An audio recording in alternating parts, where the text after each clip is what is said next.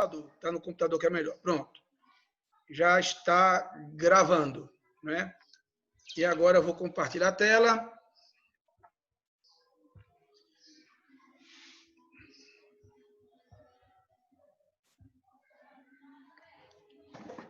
Bom, eu gostaria de começar essa aula hoje tentando atualizar vocês em imagens como é que o CERTA está essa semana, as imagens dos SAFs e dos espaços, né? Lohan foi lá essa semana, fez umas imagens e me mandou, e eu gostaria de começar a aula com isso, né? Olha como é que está a zona 1. Tá linda, não tá não? Né? Muito verde, né? Água, muito plantio, né? Muita vitalidade nos processos. Olha como é que está aqui em cima, né? Aqui é o SAF forrageiro, aqui é o SAF hortaliça, né? Quer dizer, todos os espaços vazios agora, que antes estava vazio, estão todos ocupados com plantio. Vocês estão vendo, né? Todos estão ocupados com plantio, né? Graças a isso, a Léo, a Rildo, né? A Josivan e também a todos os funcionários que estão lá, mesmo durante a pandemia, se encontrando e mandando moer nesse espaço, né? E graças também à contribuição do grupo, né, que se encontra, por sinal, hoje é dia de reunião do grupo que está pensando a propriedade, né, eles se encontram, tiram encaminhamentos e termina essa coisa acontecendo. Olha o espaço também, ó, lembra do SAF de vocês, eu não sei se é da turma A ou B aqui, ó, já está plantado, tem muita coisa plantada, né? Olha, as hortas, né? Olha como é que está o SAF fruteira. Olha que coisa linda. Olha como é que está de biomassa, como estava de biomassa. Olha, tudo isso aqui são linhas de capim, né? De produção de biomassa para ser incorporado. E esta semana já aconteceu essa incorporação de toda essa biomassa ao solo. Olha. Tá vendo aí? Então, muito legal. Outra foto, né, do SAF fruteira, né, para a gente ter ideia como é que está. Uma visão mais geral, né? Aqui está o SAF fruteira, aqui está o SAF hortaliça, quer dizer, tem uma visão muito maior, muito mais aberta para a gente entender. Aqui está uma visão do SAF forrageiro, né? O SAF forrageiro todo plantado. E aqui está outra visão. Quer dizer, eu gostaria de trazer essas imagens para vocês entenderem que nada está parado, né? A natureza é dinâmica, a natureza é ativa. Então, está tudo acontecendo, né?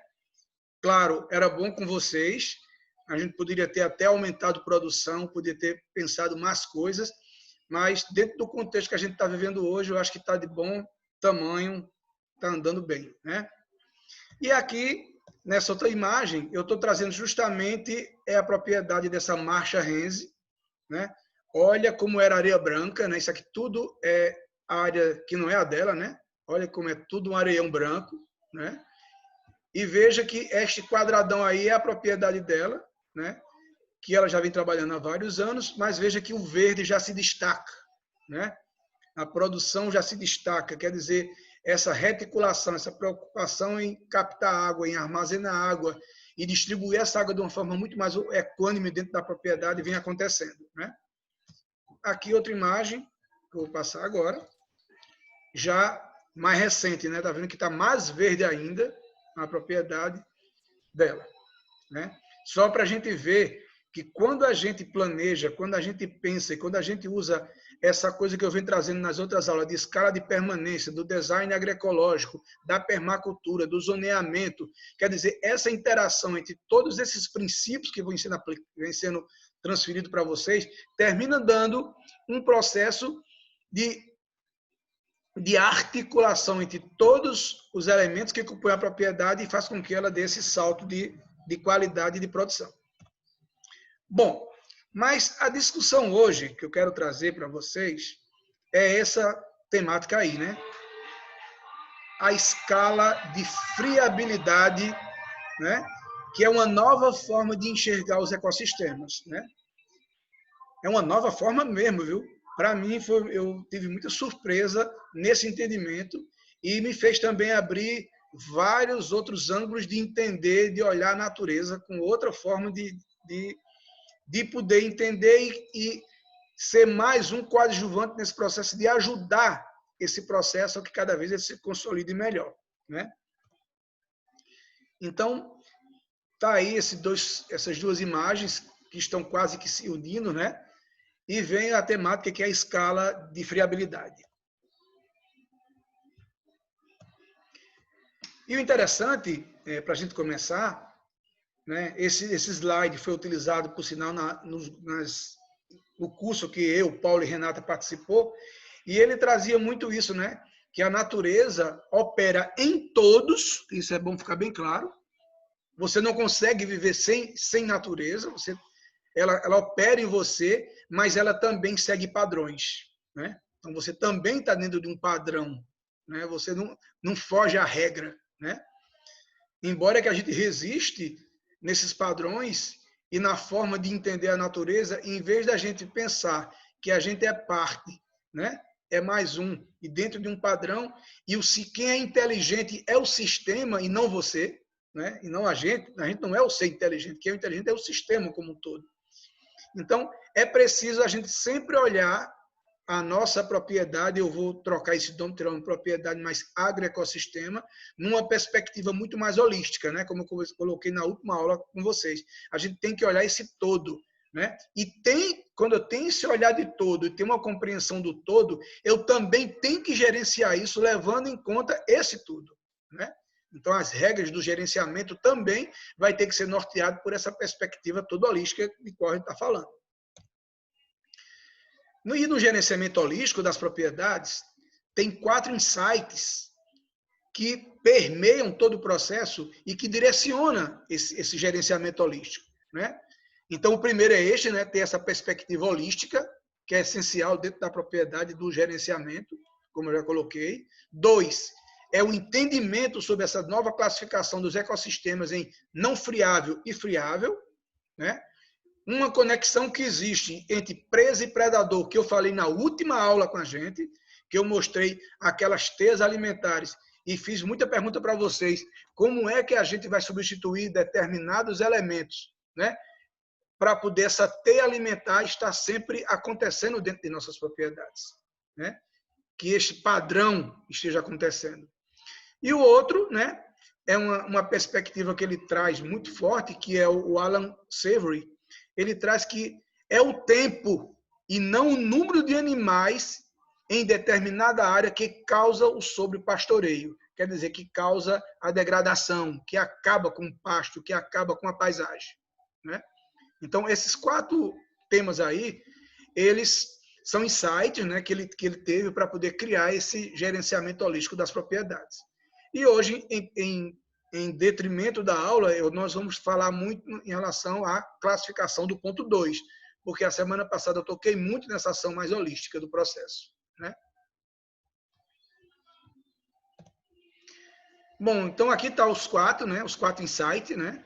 Aqui está a visão holística, aqui está a visão friável e não friável dos ecossistemas, aqui está a conexão presa-predador, e aqui está essa coisa que não é esse volume aqui que acaba, e sim o tempo que esses animais passam nesse espaço, né?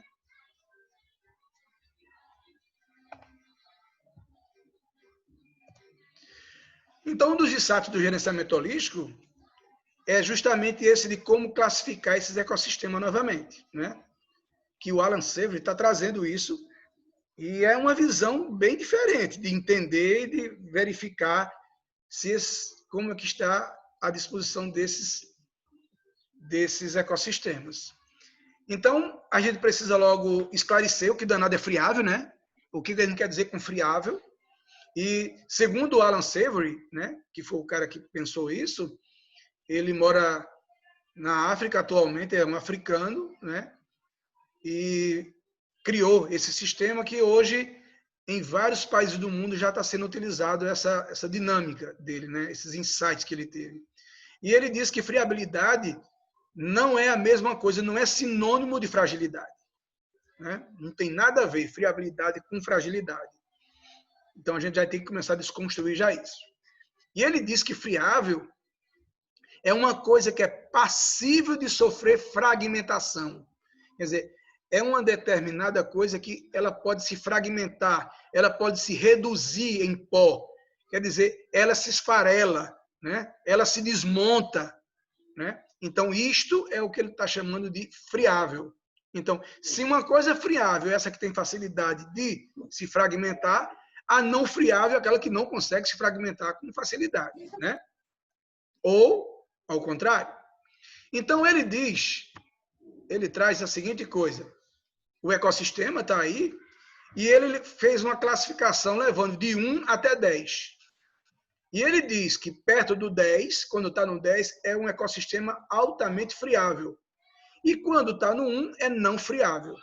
Então, a gente tem que descobrir a nossa área, o nosso agroecossistema, em que ponto ele está. Ele está mais para o 3, está mais para o 8, está mais para o 7. Qual é a posição que o nosso agroecossistema, que é a nossa propriedade, está, né? Então, dependendo, ele diz que esse processo, né, dependendo de como a umidade é distribuída ao longo do ano e como a serrapilheira, quer dizer, como é que a biomassa, né, essa vegetação morta, se decompõe, e a baixa umidade do ar. Então, quer dizer que uma coisa tem que estar muito levada em conta é que um dos detalhes que vai dizer se o ambiente é friável ou não friável é a presença dessa serrapilheira e essa decomposição dessa biomassa, né? E principalmente a distribuição de umidade durante o ano, né? Então a gente vê que na zona da mata a distribuição de água é muito mais uniforme do que no sertão. Então essa não distribuição uniforme, né, durante o ano inteiro, vai também ser um grande mediador para dizer se o ecossistema está friável ou não friável. Ambientes não friáveis. Vamos logo para os ambientes não friáveis. Então, eles têm uma alta resiliência, né?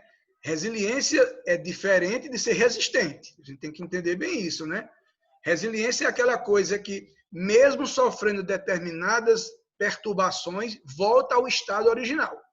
Ela consegue, com facilidade, voltar ao estado original.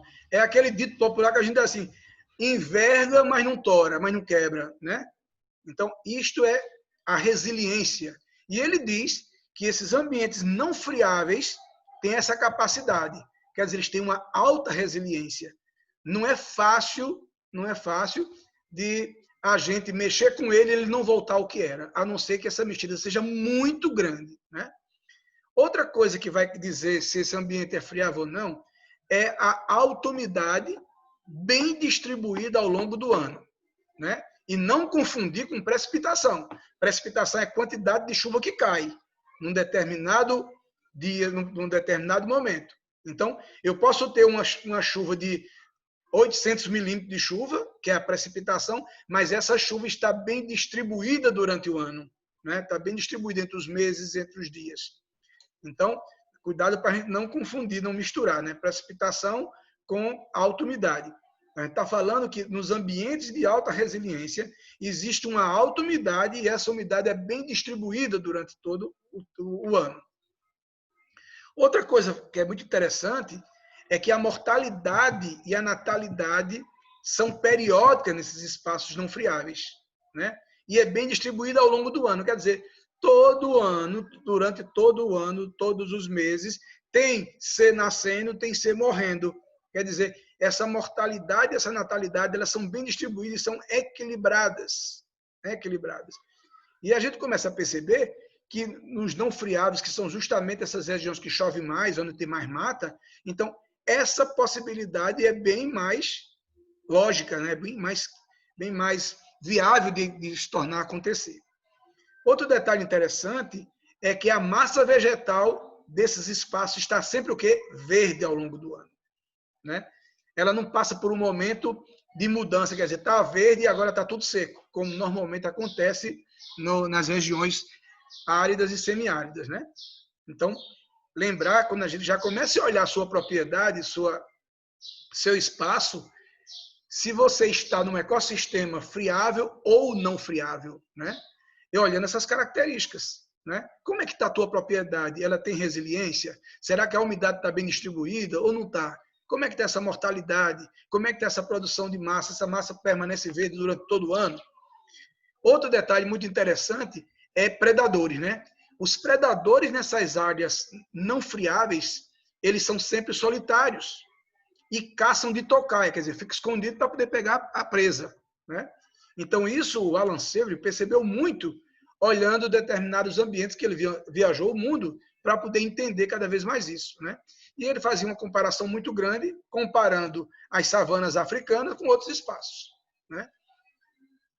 Outro detalhe é que existe uma grande atividade, olha, presta bem atenção nesse dado aí, existe uma grande atividade de micro-organismos, insetos, né, da meso, macro e microfauna, responsável pela decomposição rápida da matéria orgânica. Então, olha que coisa interessante, né? Vai dar um diferencial muito grande em relação ao friável, né? Quer dizer, essa grande quantidade de vida responsável pela decomposição de toda essa matéria orgânica está muito mais presente. Ela acontece independentemente do mês do ano. Quer dizer, se eu tenho alta umidade, eu tenho uma distribuição fantástica de água, eu tenho uma mortalidade e uma natalidade bem distribuída, eu tenho uma massa vegetal sempre verde, né? Então, tudo isso ativa essa quantidade de vida para decompor matéria orgânica, né? Outra coisa é que não ocorre grandes perturbações no ambiente, a não ser que ocorra grandes catástrofes, né? Isso estou falando naturalmente, quando esse ser que se chama Sapiens Sapiens não entra, porque quando ele entra devorando e acabando e exaurindo tudo, né? Quando ele não entra com os pensamentos mais harmoniosos com a natureza. Então, essas perturbações no ambiente só acontecem se for por alguma catástrofe muito grande, né? E o interessante, que é para fechar essa coisa dos não friáveis, pelo menos dentro das exemplificações de entendimento que ele traz muito outros, eu selecionei alguns, ele traz um que é muito interessante também, que ele diz, ó, que esses ambientes não friáveis, quando eu deixo ele descansando, ele se recompõe. Ele retorna ao seu estado natural, né? Então, quer dizer, eu mexi numa mata, num determinado pedaço da mata, eu abandonei, eu deixei aquele ambiente descansar naturalmente, por ter muita umidade, por ter toda essa vida, essa massa vegetal, essa coisa toda, esse ambiente rapidamente volta a regenerar-se e voltar ao estado original.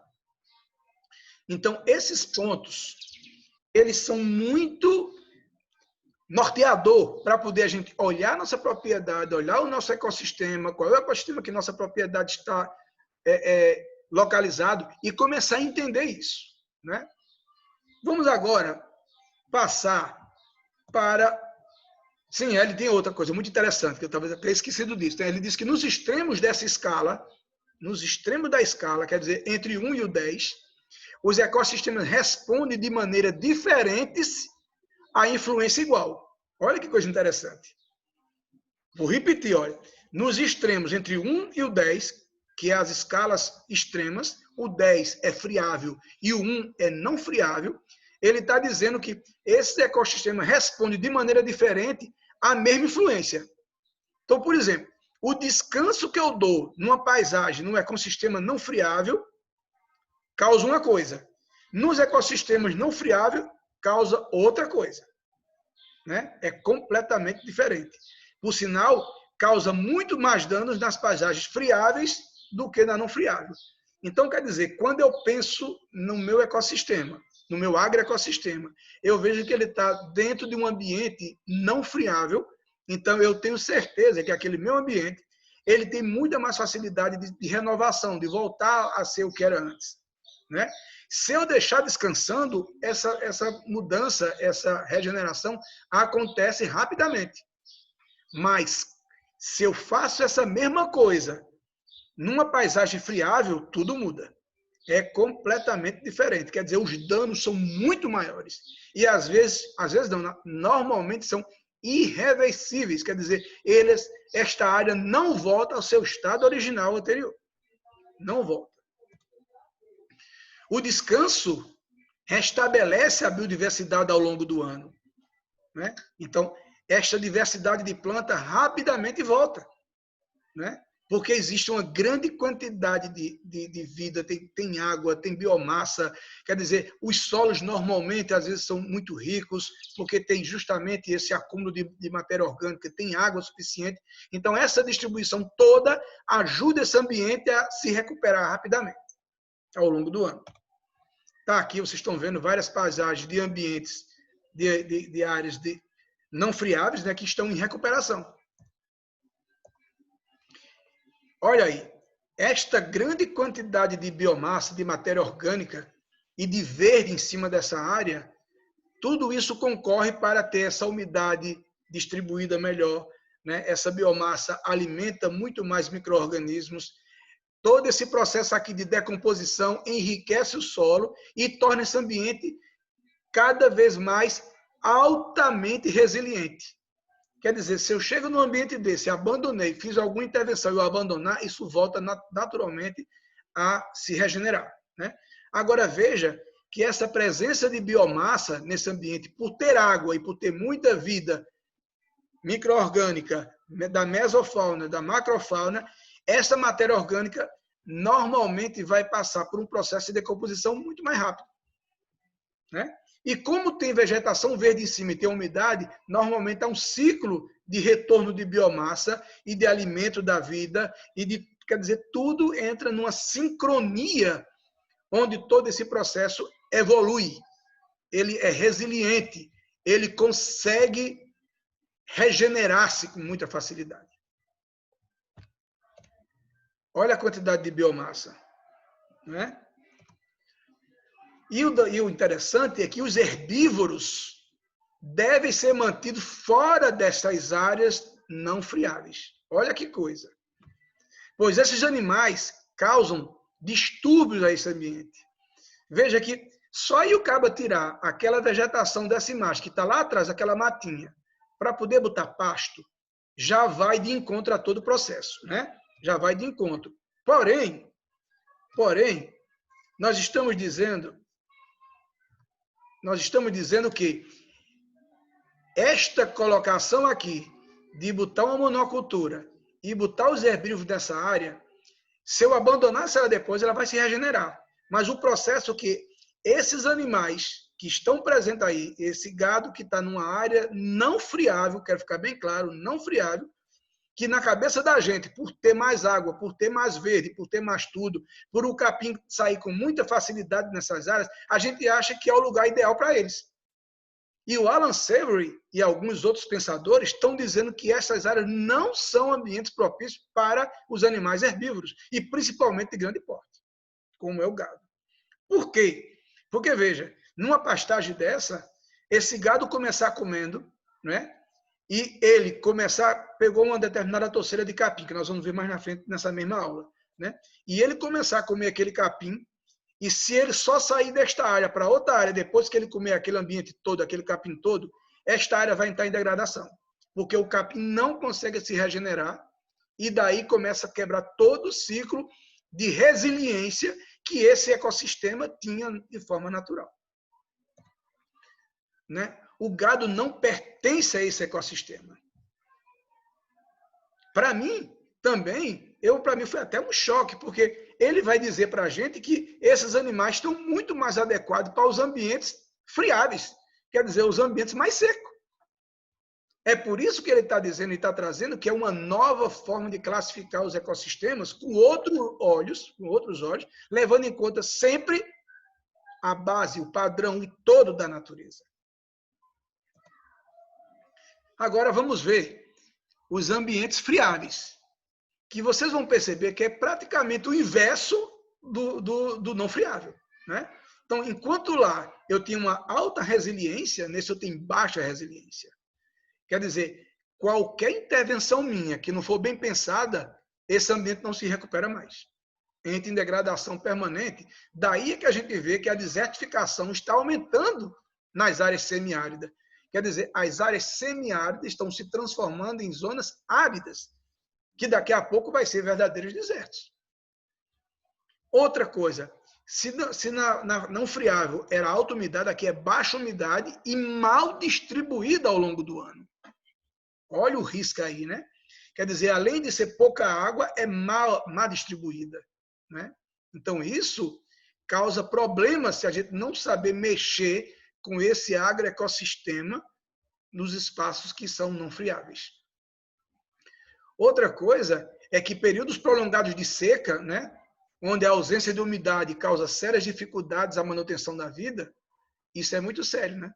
Porque tem muito período prolongado de seca, né? Tem sequências, a cada 10 anos tem uma seca, e tem vários padrões desse daí, nesses ambientes, que não é agora, já vem desde de décadas e décadas e décadas atrás. Mas o Alan Savory está trazendo para a gente que 2/3 do planeta estão dentro dessa classificação friável. Olha para aí. 2/3 do planeta, né?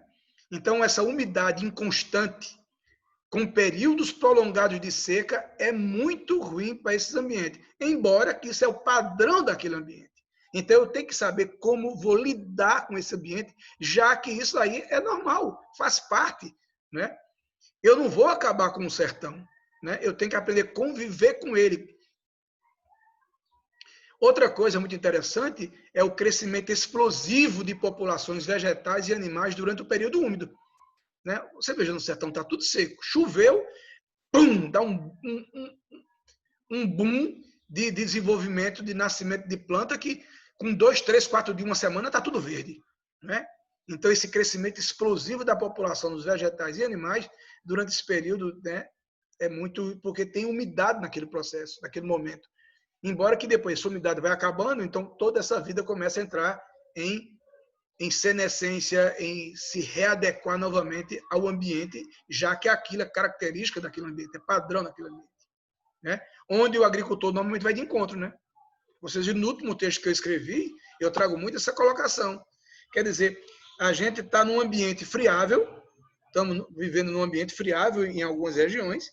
O agricultor se encanta durante o inverno e aumenta a quantidade de plantio, aumenta a quantidade de animais, compra mais animais, porque ele vê muito verde, vê muito pasto, vê tudo.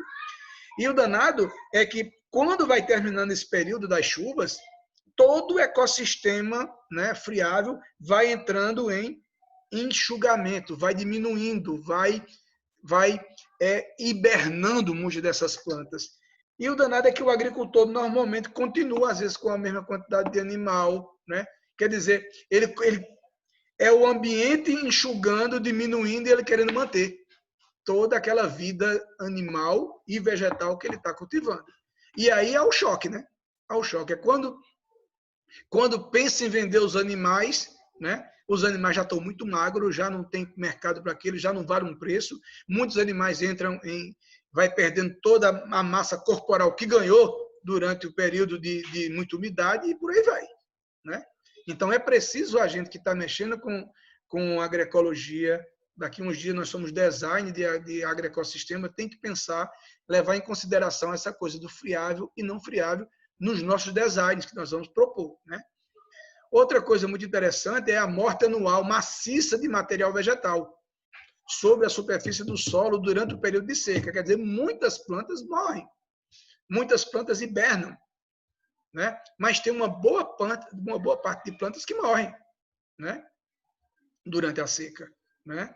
As sementes ficam no solo para no próximo ano, quando tiver inverno, quando tiver chuva, aquelas sementes vão germinar novamente para poder fazer com que aquela espécie possa voltar a acontecer, a fazer parte daquela paisagem. Mas muitas delas morrem, né? Outra coisa é a redução drástica da população de insetos e micro-organismos durante o período de seca, diminuindo ou parando drasticamente a velocidade de decomposição da matéria orgânica no solo.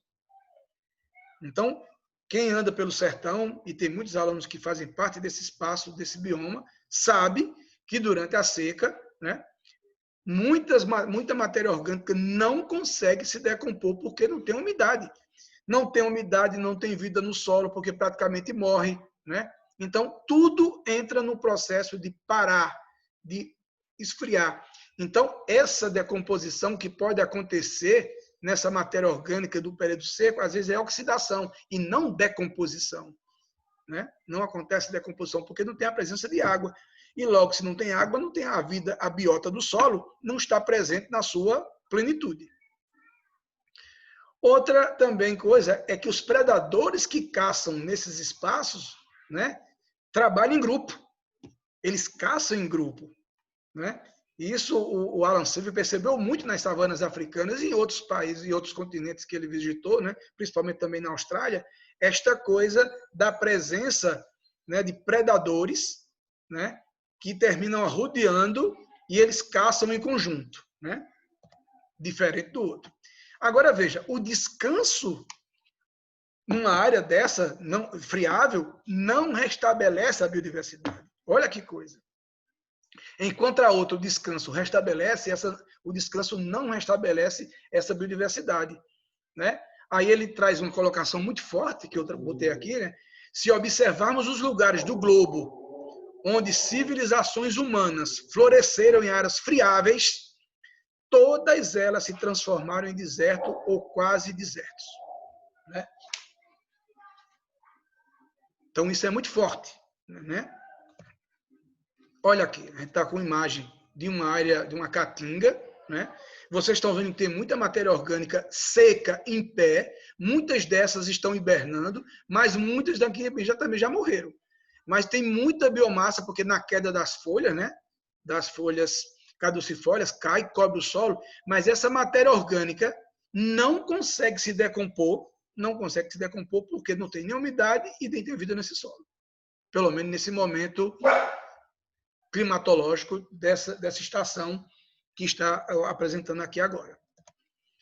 E o caminho é esse, né? Quer dizer, essas áreas terminam caminhando para a desertificação, né? E a pergunta vem, como a gente regenera essas paisagens, né?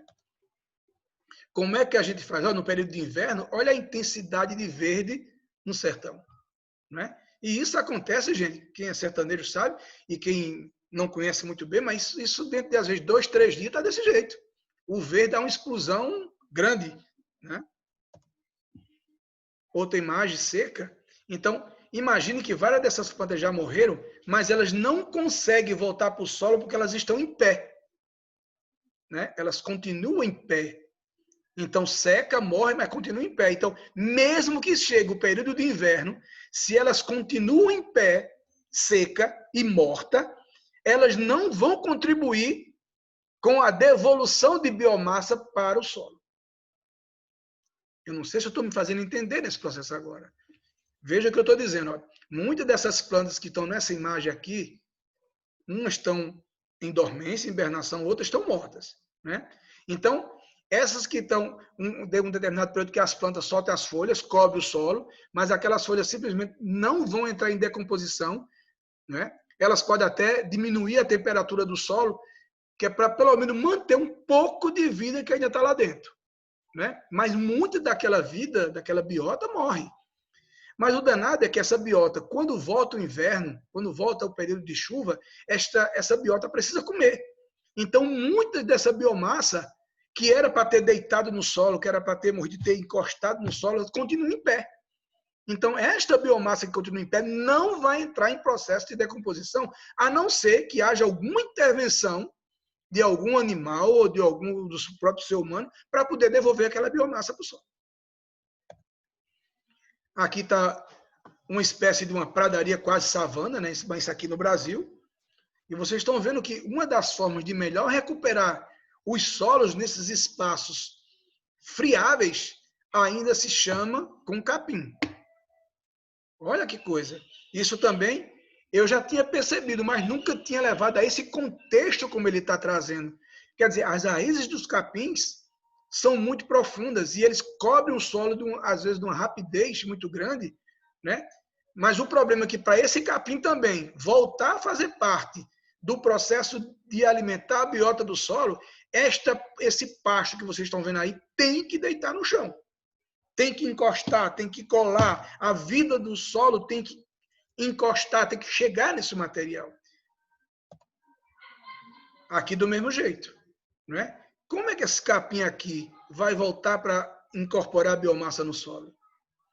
Olha que paisagem. Isso é no Cerrado. Como é que mantém?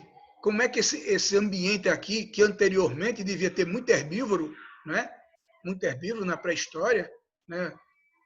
Que estava sempre entrando num processo de interação com esse ambiente e fazendo com que toda essa biomassa, ou parte dessa biomassa que já passou pelo processo de vida e já morreu e está em pé, como é que essa biomassa deita? Como é que ela vai alimentar novamente essa vida do solo?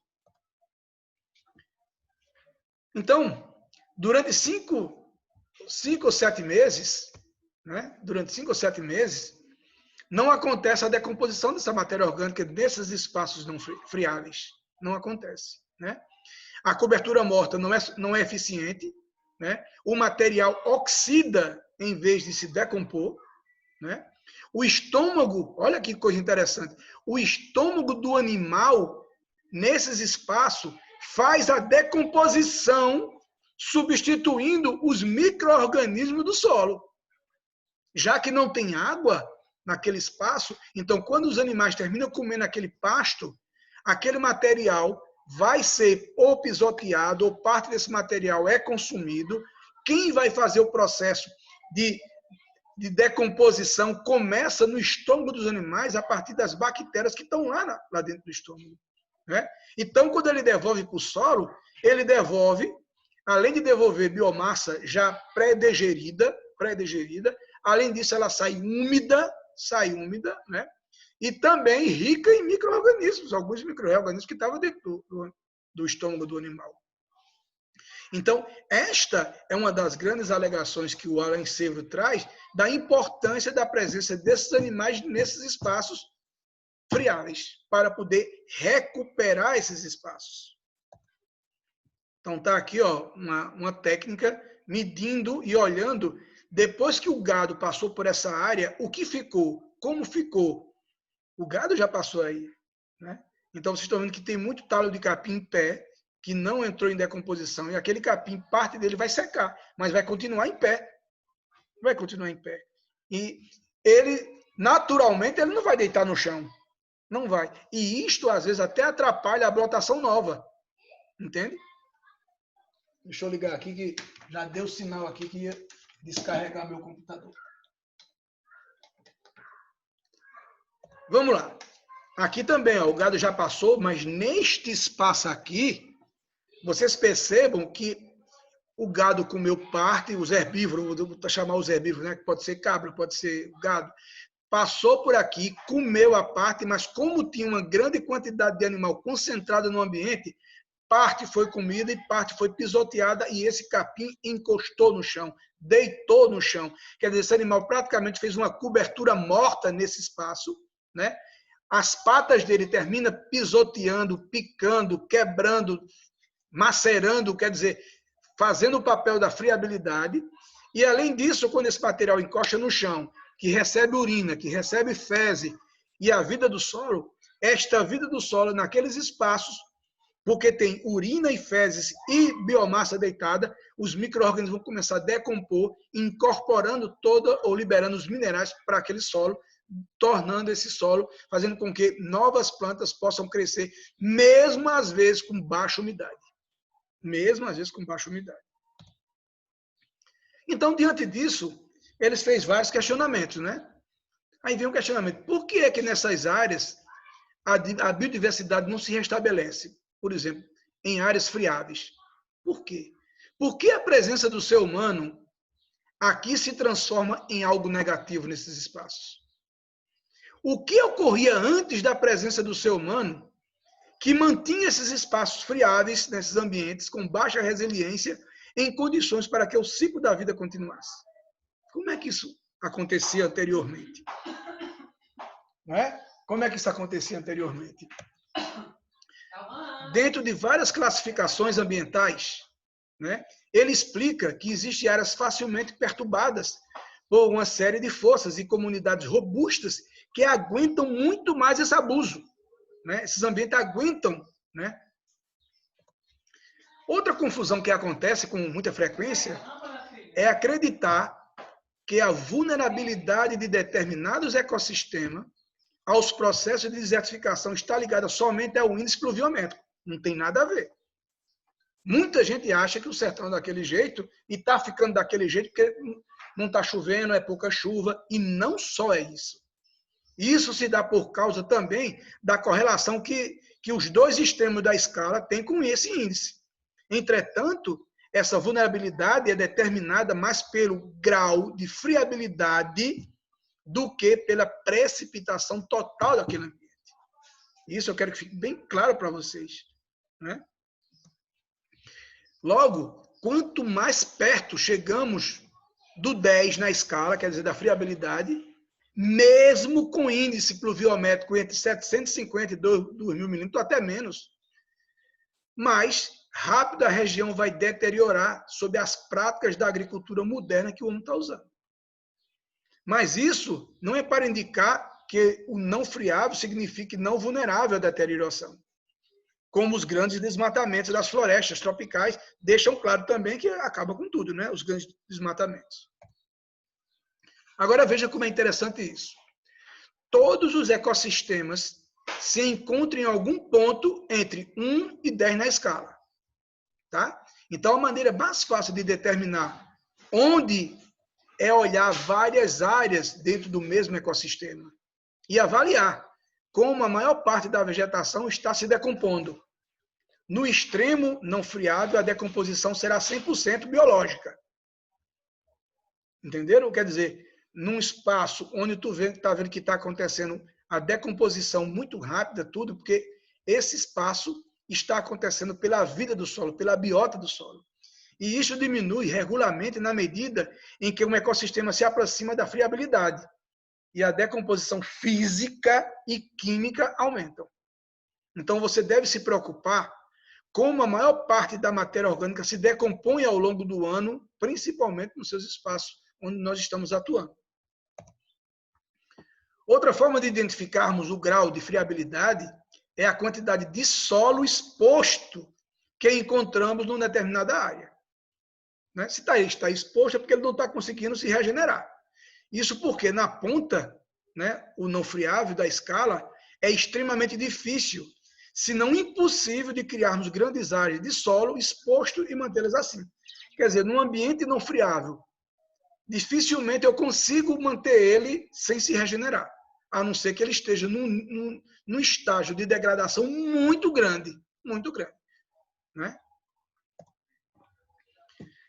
Aí vem agora esse entendimento que ele está trazendo muito grande também, que isso me encanta, né?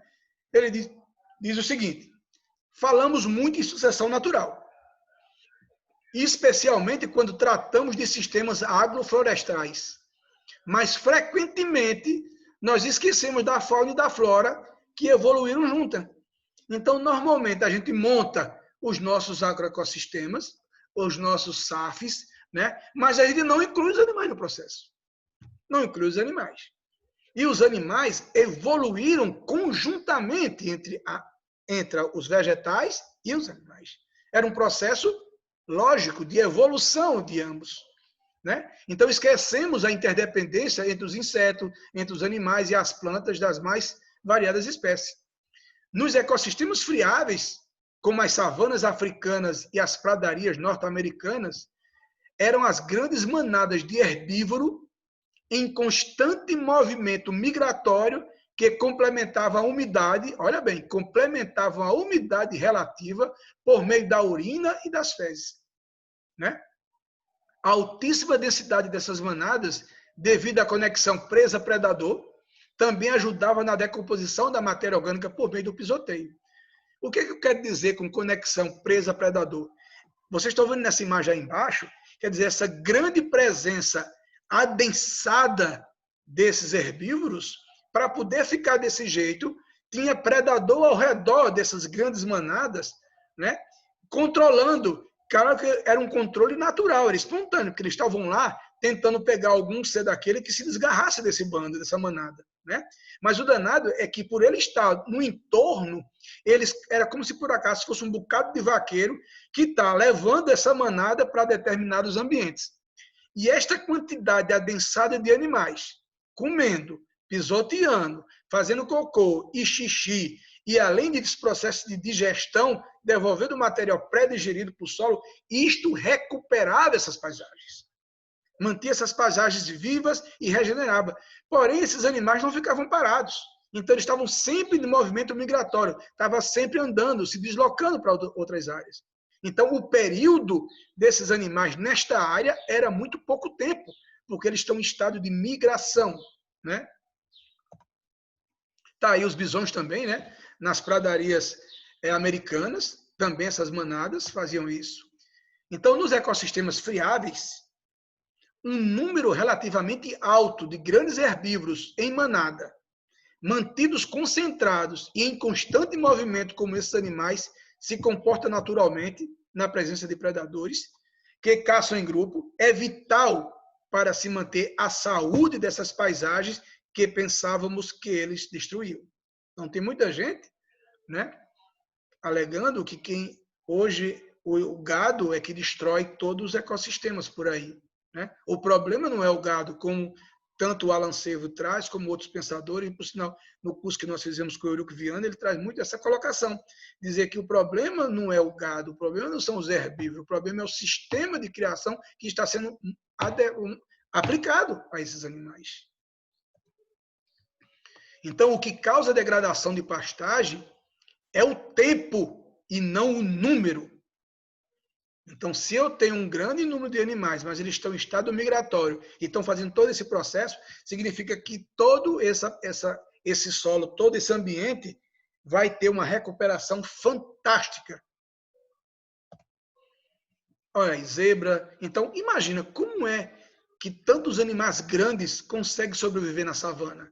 Como é que a savana, todo ano, ela se recupera e se o homem não interferir, esses animais cada vez mais aumentam em quantidades, fazendo com que todo esse ambiente entre em equilíbrio. Olha para aí. Como é que uma pastagem tão baixa, tão rala, consegue manter esses animais? Isto tem toda uma lógica, uma explicação biológica, né, dos ecossistemas e essa interação entre animais e vegetais dentro desses espaços, né? Olha que coisa.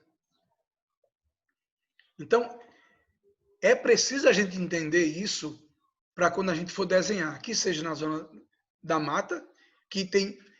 Eu acredito hoje que nós temos determinadas áreas na zona da mata que anteriormente podia ser até não friável, mas hoje está numa situação de ser friável. E isso foi causado justamente pela incorporação de herbívoros naqueles espaços, que não só isso, é uma das causas, né? A colocação de herbívoros naquelas áreas, que terminaram também contribuindo para toda essa devastação do ambiente. Esses animais, na sua maioria, são herbívoros e vivem onde? Tem carnívoro aqui também, claro, mas muitos deles são herbívoros. E, por incrível, os herbívoros são os maiores que tem, que são os mais exigentes em pasto, em comida, para poder... Imagina o que é manter um elefante, gente. Imagina, né? E tem áreas no sertão que a gente não consegue manter uma cabra. Porque a lógica, a forma como está sendo criada, não está levando em conta isso, né? O manejo holístico das pastagens, como está sendo trazido, faz isso, olha. Pega uma área dessa e com o uso dos animais de todo esse processo, olha como é que a área fica. Fica assim, ó. Olha, a mesma área. Técnica recupera terrenos áreos através da criação de animais. Quer dizer, os animais é que vão agir na restauração da paisagem. Este, para mim, é um processo que eu acho muito interessante, sabe? Para poder a gente se empoderar dele. Quer dizer, não basta só esta aula minha. Precisa correr atrás, precisa de mais informação, estudar mais, ler mais, para poder cada vez mais as nossas intervenções serem mais certeiras em relação aos ecossistemas nos quais nós estamos propondo a fazer determinado trabalho. Olha aqui também, ó, 2004 como era, 2005, 2006, 2013. Quer dizer, a paisagem começa a mudar, né? Mas nessas paisagens, se tivesse a presença animal, essa recuperação poderia ser muito mais rápida. Muito mais rápida. Então, ele vem propondo também que a gente possa fazer testes, né? A prova de erro. Então, eles estão pegando determinadas áreas pequenas, como vocês estão vendo, faz um cercado, e dentro de uma área dessa, eles botam uma grande quantidade de animais. Grande, né? Igualzinho às manadas na savana.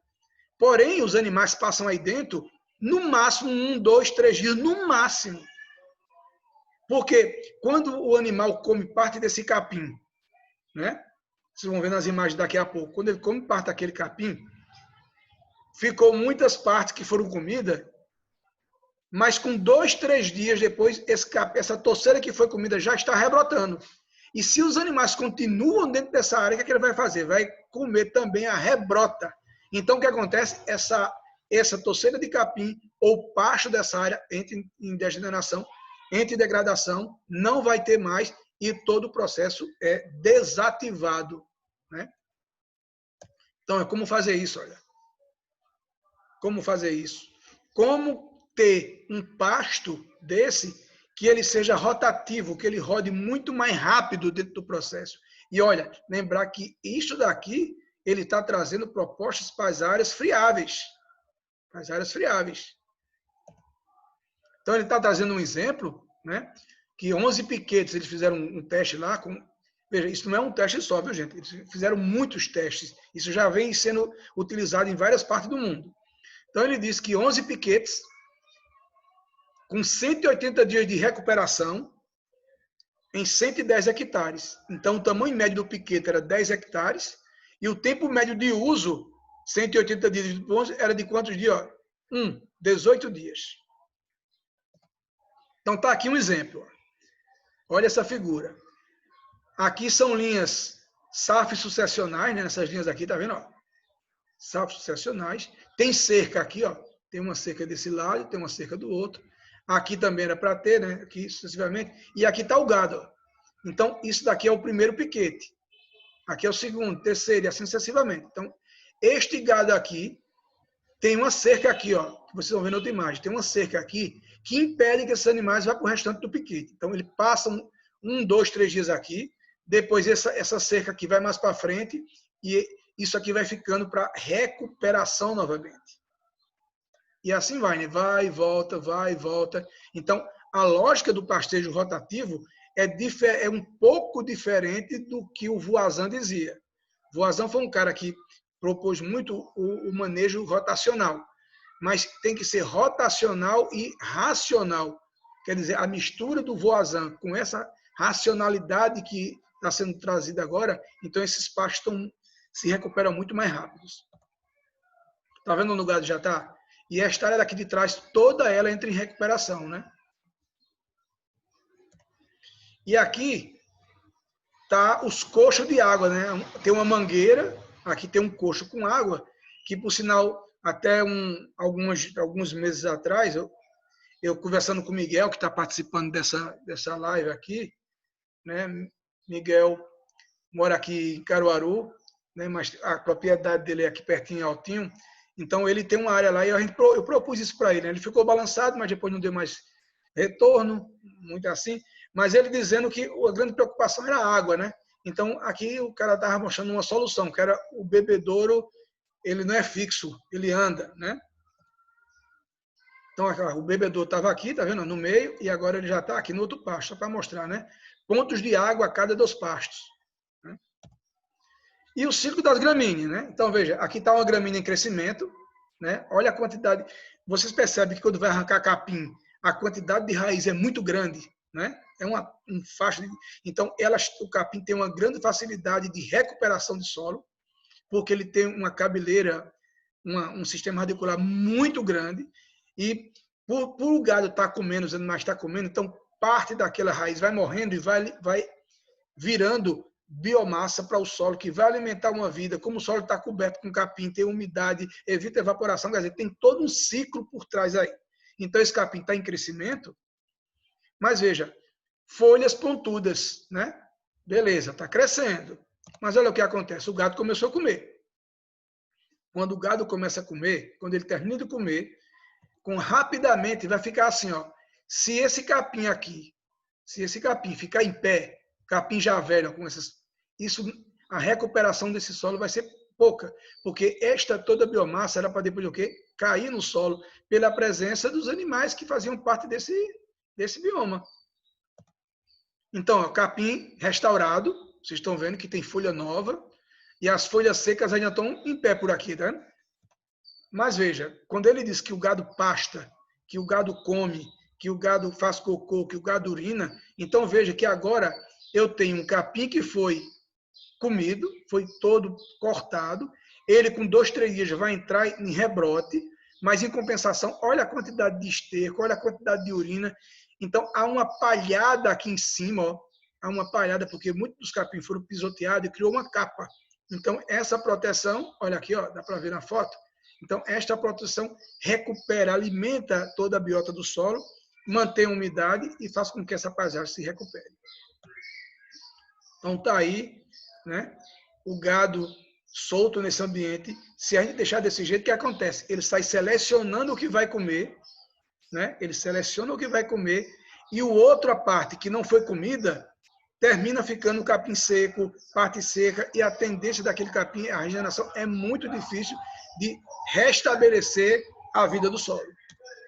Então, isto era a aula que eu queria trazer para vocês hoje, de friável e não friável, para poder a gente entender bem claro esse processo e saber o quanto ele pode interferir e ajudar justamente nesta regeneração dos ambientes, principalmente os friáveis, porque os não friáveis, a lógica é outra, devia ser para outro momento, para outro tipo de criação, outro tipo de lógica de produção. Ok, gente? Gostaram? É isto? Entenderam? Não entenderam? Lembrar que talvez para muitos isso foi o primeiro contato com essa visão diferente, inusitada de friável e não friável, né? Mas esse processo não está começando aqui agora. Isso já vem sendo discutido há muitos anos.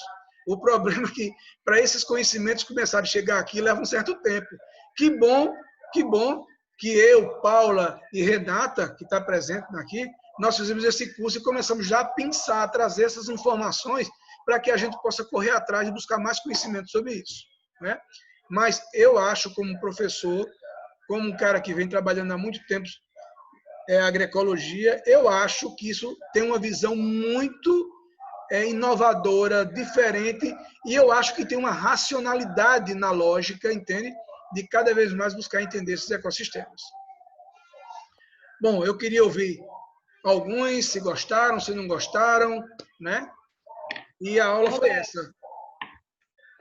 Então, só fazer um comentário, já que vi o curso, enfim, e falando também do meu lugar sobre alimentação, quando tu fala que o problema não é o número de animais, mas a quantidade de tempo que ele demora a ratacionar, a gente tem que imaginar que se eu for ter uma quantidade muito gigantesca de animais, eu vou precisar de muito espaço para ele rotacionar também.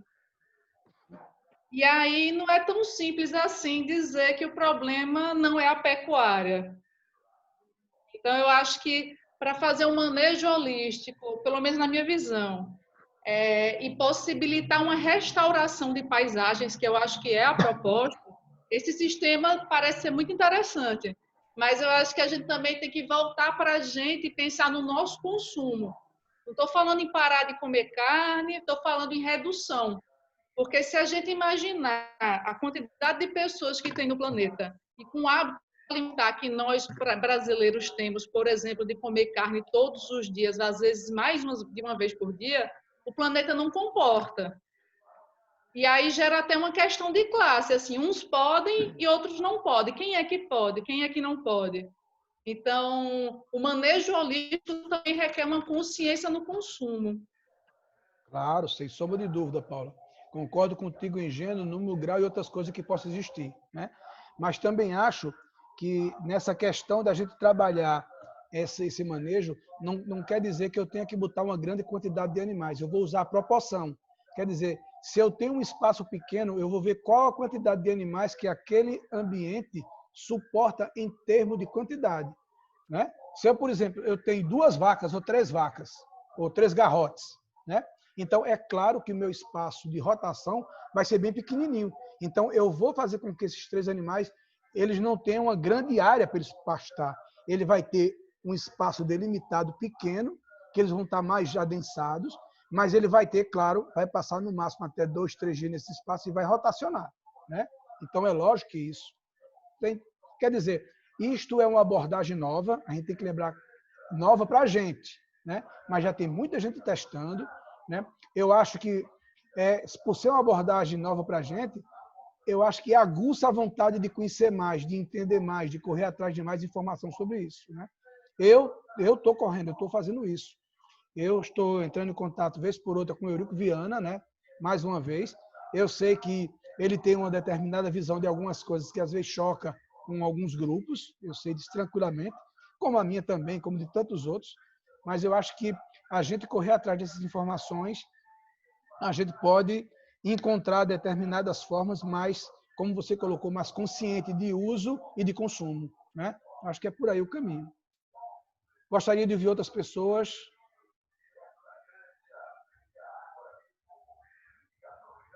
E vou pedir, né, para depois postar o link, né, do vídeo da Márcia Renzi, que ela também trabalha também com esse manejo holístico de pastagem, né?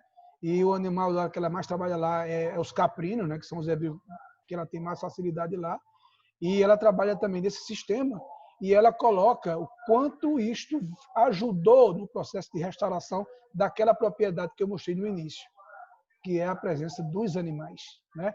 Porque, mais uma vez, nós temos que encontrar o equilíbrio entre isso. Agora, não dá simplesmente a gente achar que nós conseguiríamos fazer uma propriedade agroecológica sem a presença de animais, né?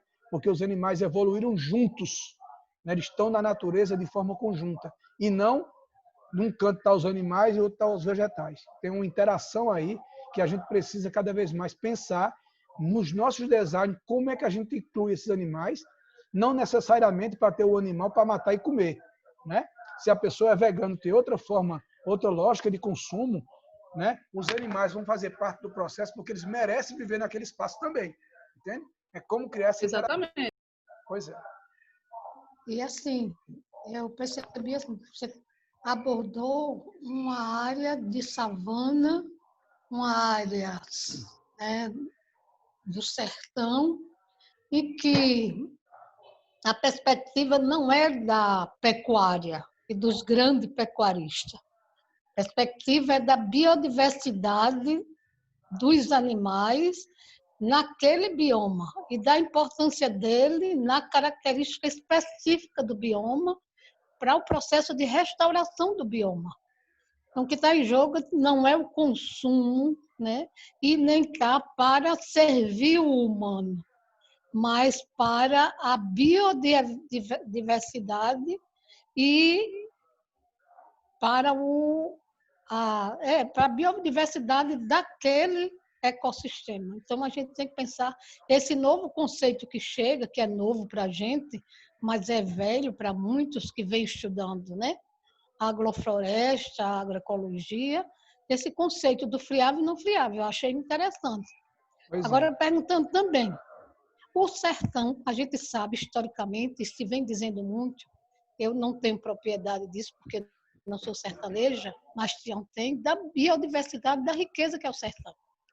Então, chega uma contradição quando chega na época da seca. Então, como responder isso, você, Roberto? Podia dizer alguma coisa para a gente. Então, o que tem de biodiversidade na área do sertão é muito magnífico. Pois né? é, pois é. Veja, é porque você não participou da última aula semana passada, que a gente falou muito sobre essa coisa das teias alimentares, não foi dos processos, né? Essa coisa toda. E quando a gente está trazendo, não é especificamente que no sertão agora a gente está dizendo que vai ter que botar gado lá dentro. Não é isso. A gente está dizendo que dentro de um sistema para recuperar aquelas áreas do sertão, é preciso, como você falou, a gente aumentar essa biodiversidade e, principalmente, dar vez a muitos herbívoros, que os herbívoros possam fazer parte da paisagem, o que normalmente as pessoas terminam, bota o herbívoro, por exemplo, bota o caprino, por exemplo, mas deixa o caprino comer até o talo. Então, aquela capacidade de regeneração daquele ambiente não acontece, né? Entende? Então, esta coisa da biodiversidade, de trazer cada vez mais animais que possam aglomerar, que possam fazer com que essa diversidade possa cada vez mais integrar e balancear a restauração, melhor é, entende? Agora, tudo isso exige design, exige parar, exige pensar, exige planejar, olhar, entender, né? Eu, por exemplo, para mim desenhar para o sertão é muito delicado, porque eu não tenho a vivência que Tião tem no sertão. Mas isso não me impede de desenhar. Claro que eu tenho que estar lá, eu tenho que entender mais. Mas, Roberto, na zona da Agreste, na zona da Mata, eu tenho muito mais afinidade com ela, porque eu sou borda, eu moro em Caruaru, eu sou meio termo, né? É por aí o caminho, né? Não estou dizendo, mais uma vez, que eu estou dizendo que esse conceito que eles estão trazendo, dizendo que agora, para recuperar o sertão, tem que dar nagado lá dentro. Não. A gente está dizendo que uma das formas de poder fazer com que aquele ambiente se regenere e não entre no processo de desertificação, como está ficando, é que a gente possa fazer com que a presença de animais herbívoros possa estar muito mais presente nessa restauração. Ô, professor, e a questão do reflorestamento também na parte do sertão? Será que isso também não é um meio de ter o sertão mais assim afluente, né, e poder cuidar mais e restabelecer aquilo que está se perdendo a cada tempo, a cada período no sertão? Pois é, quando eu estou falando em biodiversidade, eu não estou trazendo a biodiversidade só animal, estou trazendo a biodiversidade animal e vegetal, né? Então, quanto mais você... Por exemplo, vocês vão ver no videozinho de Marcia Renzi, ela mostra tranquilamente que a forma de fazer um SAF no sertão não pode ser nunca igual a um SAF da zona da mata, né? A lógica é outra, o contexto é outro, a região é outra, o clima é outro, né? A paisagem é outra, né? Mas tem condições da gente projetar agroecossistemas para aquela região, sim, como a própria Caatinga é um ecossistema. Então, como é que eu desenho esse agroecossistema com as características sertanejas, porém sem esquecer de colocar plantas, árvores, porque a melhor coisa para poder também fazer com que o solo se recupere é a presença de árvores, para poder quebrar essa radiação direta do sol no solo, né? Então, tem que ter árvore, tem que ter muita coisa dentro desse processo, ok? Ok. Gente, eu espero que a aula tenha sido legal, né? Muito bom. Fiquei, mais uma vez, bem empolgado, né? Mas nós vamos ter que acabar, porque já são 5h19, né? E tem muitas pessoas... E ainda vou assistir live ainda hoje, né? Espero que todos tenham gostado. E espero encontrar vocês na mesma bate-hora, no mesmo bate-canal, né? Quem assistia Batman, né? Vai se lembrar disso. Então, quinta-feira, novamente, esse mesmo horário, para a gente trazer outra temática, outro assunto, né? E a gente poder debater mais um pouco. Beleza? Valeu, professor. Beleza. Tchau para todos. Obrigado. Boa tarde. Tchau, Na paz. obrigada. Obrigada, professor. Nada, Tchau a queridas. todos. Tchau para todos. Obrigada, professor. Valeu. Obrigada. Bom demais. Coração de Maria. todos. Senhor, professor. Saúde e paz. Valeu.